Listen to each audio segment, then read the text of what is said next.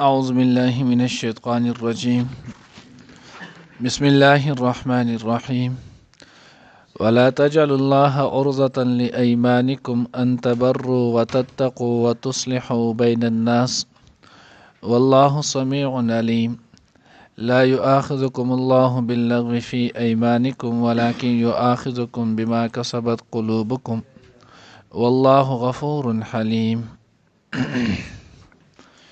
نانی درس کے بعد انشاءاللہ العزیز سورۃ بقرہ پارہ نمبر 2 رکوع نمبر 28 آیات نمبر 225 24 اور 25 دو آیاتوں میں انشاءاللہ العزیز ویلے کی گی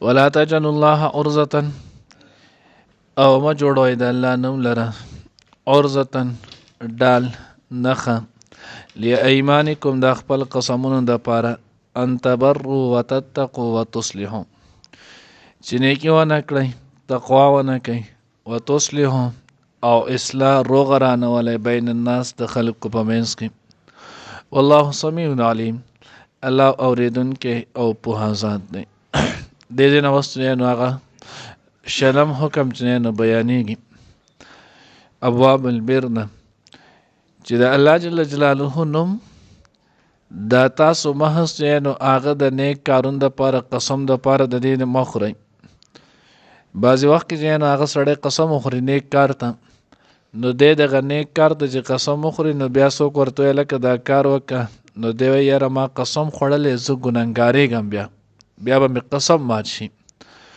نو دلته الله جل جلاله وایي چې تاسو د الله دا نوم دا ډال مه جوړئ دغه قسم ته چې تو به د اصلاح نه پاتې شي تقوا نه پاتې شي د خلکو په منځ کې روغ راولي د دې خبر نه تو ځان وساتې چې یاره ما قسم خوړلی دی او زه اوس دا کار نشم کولی حدیث مبارکه کې د هغې مثال مذکور دی کله چې دی نو ام عایشه رضی الله تعالی عنها باندې تهمت ولګېدو نو په دغې تهمت کې د مسلمانانو نه 3 تنه کسان چې دی نو هغه ولو یو حضرت حسان ابن ثابت رضی الله تعالی عنه یو حضرت مستح رضی الله تعالی عنه او یو چې نو هغه زنانه وه چې نو حمنه بنت جهش چې دا د حضرت زینب رضی الله تعالی عنها چې دی نو د هغې خور وه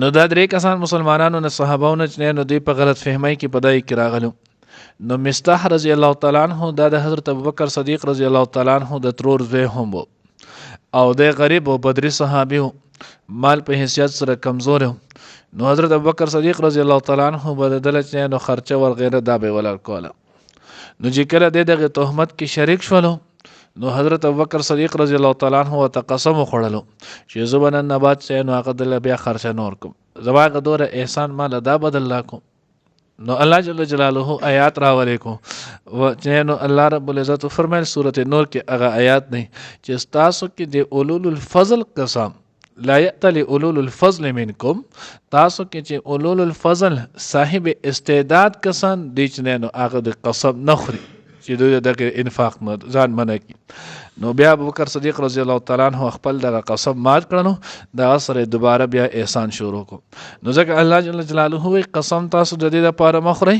یا تاسو به د الله جل جلاله د کار نه ها بد کار ته قسم خوړو ما دې قسم یې زبنن نه بعد دروغ نه خپلی خبره نه دغه دروغ ویل اسی هم چې نه ګناه دی اوس د قسم خوړو نو ته به دغه خپل خبرې چې نو هغه سکه نورم پاسداري کې قسم دی خوړل زبنن نه بعد چې نو خلاف سنت کار نه کوم نو دغه څه نو هغه خوړلی شي خو نیکی کار د قسم چې نو هغه نشي خوړلی نو ځکه الله جل جلاله وایي چې د الله نوم د تاسو نو د خپل قسمونو دپاره د هغې دپاره تاسو بهانه او ډال مه جوړوئ چې د نیکی نه تقوا نه د خلکو ترمنځ د روغې نه چې نو هغې باندې ځان بچ کوي او باندې ځان له دا جوړه کوي چې ما قسم خوړلی دی نو ځکه اوس د خپل قسم نشم ماتولی والله سمیع علیم الله رب العزت اوریدونکی او پوه ذات دی لا يؤاخذكم الله باللغو في أيمانكم ولكن يؤاخذكم بما كسبت قلوبكم والله غفور حليم دې ځای نه 20م حکم ذکر کیږي الله جل جلاله چې نو هغه وینا نیسي الله پاک تاسو لره باللغو په لغو قسم سره وز لغو قسم نو قسم وې 3 صورتونه 3 قسمونه دي یو ته ویل کېږي یمین لغو دویم ته ویل کېږي یمین غموس دریم ته ویل کېږي یمین منعقده. قسم 3 قسمه دي. نمبر 1 یمین لغوه، نمبر 2 یمین غموس، نمبر 3 یمین منعقده. یمین لغوه چې نو هغه د قسم ته ویل کېږي کم چې خلک اکثر تکیه کلام په تور باندې خوري. څه خبره کوي؟ قسم دی والله بالله، نو دا چې نو هغه په خدای مې دی وای، نو دې چې نو هغه دغه تکیه کلام په تور باندې چې د څه قصد او اراده نه د قسم خو خلی چې نو عادي سیادت شي، نو په دې قسم باندې کفارم نشته، څه ګنام البته دا ښه کار نه دی. دینه به خپل ځان چې نو هغه څه کوي ساقط دی، خپل ځان به دینه بچ کوي. دویم قسم چې نو هغه یمین غموس دی.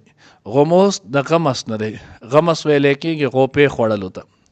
یمین غموس دی ته ویل کېږي چې یو کار په ماضی کې تیره شوې زمانه کې چې نو هغه شوي او د پته ده چې دا کار شوی دی او دی په قسم وخوري چې قسم دی دا کار ما نه دی کړی او د کړی یی نه کړی او دی وایي چې ما دا کار کړی دی، د ښه پته ده تیره زمانه کې چې نو هغه کار شوی دی یی نه دی کړی، دی د هغې د کولو دعوه کوي، یی کړی دی او دی د هغې د نه کولو دعوه کوي، نو دې ته ویلی کېږي یمین غموس.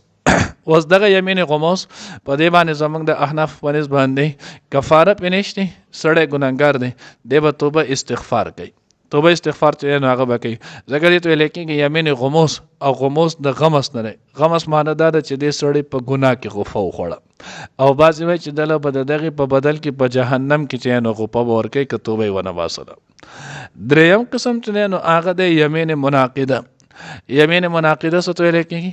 یمین منعقده قسم ته ویلی کېږي چې په استقبال سره یو سړی قسم وخوري، را روانه زمانه سره زما د قسم یې زه به چې دا کار نه کوم آینده زمانه کې، یا به زه دا کار کوم او بیا یې د هغې خلاف وکړلو، نو بیا دغه سړی حانې شولو.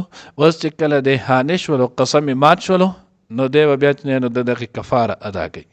لکه مثال په تور کې د قسم وخوړلو چې زما د قسم یې زه د پلان کې سره خبرې نه کوم، بیا ورسره خبرې وکړلې، یا چې نو زه به سبا زما د قسم یې زه به چې پلان کې سره دا کار کوم، بیا یې هغه کار ونه کړلو، نو را روانه زمانه کې چې کم شیز باندې قسم وخوړلی شي دې ته ویلی کېږي یمین منعقده.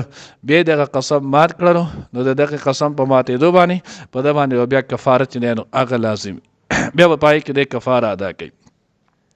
نو دا د قسم احکامات، د قسم قسمونه او د هر یو قسم قسم چې نو هغه حکم شولو. اوس قسم په کم حروف په کم الفاظ سره قسم منعقد کېږي او په کم شیزونو سره نه کېږي. دا یاد ساتئ، غیر الله په نوم باندې چې نو غیر الله چې څومره هم دی د هغې قسم نه کېږي. لکه سړی وایي زما د په کعبې قسمي، زما د ستا په سر قسمي، زما د خپل اولاد قسمي، زما د خپل چې نو هغه مور پلار قسمي، دا یو قسم هم نه کېږي. توبه به استغفار چې نو هغه به کوي، غلطه یې کړې. که چېرته دغه غیر الله نه د الله د نوم په شان تعظیم چې نو هغه ورکړو، نو بیا د سړی کافر شو، ایمان نه چې نو هغه بیا خارجېږي. او که هغه شان تعظیم یې نه یې کړی، قسم یې خوړلی، نو دا قسم یې ونه شولو. البته که چا په قرآن باندې قسم وخوړو، زما د قرآن وي، نو دا قسم چې دی نو هغه یې وشولو. ځکه علامه شامی رحمت الله علیه د حضراتو دی نو هغه لیکلی افق مسایلو کې حل په هغې کې هم لیکلی چې قرآن باندې په عرف کې نن سبا چې دی نو هغې کې قسم خوړلی کېږي. نو د دې وجې د قرآن باندې قسم خوړل چې چا ووایي چې زما د قرآن وایي، لاس یې پکې ایښودو یا یې اسې په الفاظو سره ووایي، نو دا قسم شو. که بیا یې دغه کار ونه کړلو، نو دا سړی به چې نو هغه څه کېږي، قسم کفاره چې نو هغه به ادا کوي. نو قرآن باندې چې نو قسم وخوړو، دغه قسم چې نو هغه به یې کېږي. اوس دغه شانتي قسم چې دی نو هغه بیا چې کله قسم دی مات شي، نو د دغې قسم کفاره ادا کول دي. بیا به د دغې کفاره کې مونږ اسان چل منتلی دی. کله چې قسم وخوري بیا قسم مات کړي، جو زر وایي 3 روژې پرله پسې ونیسه، خبره ختم. نه، د قسم د ټولو نه وړاندنی حکم چې دی نو هغه تحریر رقبه ته، د ټول نه مخکې به چې نو غلام ازادي. نن سبا چونکې د غلام تصور چې نو هغه ختم شوی دی. دویم نمبر چې نو هغه بیا 10 مسکینانو ته چې نو هغه کپړې اخیستل دي. اوس هغه کپړې ما تجوز به الصلاة یا ما یجوز فیه الصلاة، هغه کپړې چې په هغې کې مونځ ادا کېږي. که هلک سړی لی اخلي، نو جامه، کمیس، پرتوګ، ټوپۍ، دې سره چې نو هغه دې سره په هغې کې مونځ هغه ادا کوي، نو دوره جامې. که ښځې لی اخلي، نو بیا به ورسره لوپټه هم اخلي.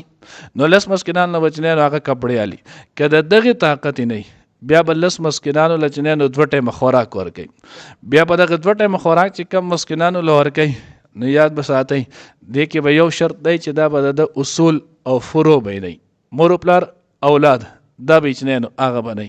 دویم شرط ولدا چې دا کومه کفاره دی چاله ادا کوي دا به چې نو هغه سیدان بیاګان بنئ. دریم شرط دی نو هغه ولدا دی چې دا به ماشومانان نابالغه بنئ. څلورم شرط دی نو هغه ورلدا دی چې دغه کفاره غرمۍ چې کم مسکین نه ډوډۍ ورکړه ماښام به هم دغه مسکین نه ورکوي. که ماښام دغه مسکین نه بیا بدل شولو نو بیا به هم دغه کفاره نه ادا شي چې سبا بیا هغله نه ورکړي. نو دغه یو مسکین له بچی نو دوه ټیمه ورکوي. او پنځم دا دی که دی پیسې ورکوي نو د یوې سرسایه صدقې فطر چې ویلی کېږي د هغې په قدر بچنیانو هغه پیسې ورکوي. خو دغه پیسې چې ورکوي نو دا به یو کس له نه ورکوي. یو کس له که ورکړلی د 10 کسانو لکه مثال په طور کې نن سبا تقریبا 180 خواهشات چې دی نو هغه جوړېږي. اوس دغه 180 لچنیانو په 10 کې ضرب ورکړلو دې نه 1800 روپۍ جوړې شولې. اوس دغه 1800 روپۍ راواغستې او یو فقیر له یو کس له ورکړلی کفاره چې دی نو هغې ادا نه شوله. په یو وخت باندې یو کس له ورکړ ادا نه شوه. 10 مسکینان له به ورکوي. 10 کسانو له به دغه 1800 روپۍ چې دی نو هغه جدا جدا ورکوي. 180 یو له 180 بل 10 کسانو ته به رسوي. که یو کس له ورکول غواړي نو هره ورځ به دغه یو کس له بیا چې دی نو هغه 180 روپۍ ورکوي. که په یو ځای وکړه نو بیا به صرف دغه یو کس کفاره چې دی نو هغه ادا کېږي. نو دې متعلق دی نو هغه لږ احتیاط پکار دی. له ټول نه مخکې قسم خوړل پکار نه دی.